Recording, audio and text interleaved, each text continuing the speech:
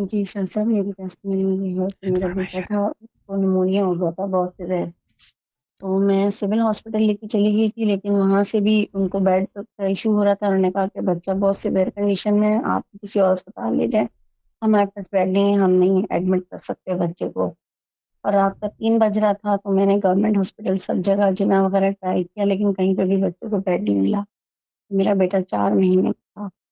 तो मैंने रात को इमरजेंसी लिखा और आपसे मेरी बात हुई, तो आपने मुझे पैसे ट्रांसफर किए और मैंने मैंने नहीं किए। फौरन मैं जो है बता दूं, किसी प्राइवेट। और ने किए, मैंने नहीं किए। किसी और ने किए। जी जी जी क्योंकि जी उनके बच्चे जी का जी नाम जी आपके जी बच्चे बस। का नाम एक था।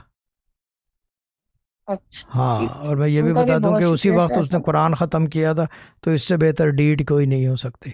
लोग उसको पता नहीं क्या बनाते हैं, लेकिन हमारे यहाँ saving a human life is above all the commandments, ये मेरे अब्बा का फार्मूला, और यही सारे जी आसमानी किताबों का फार्मूला है।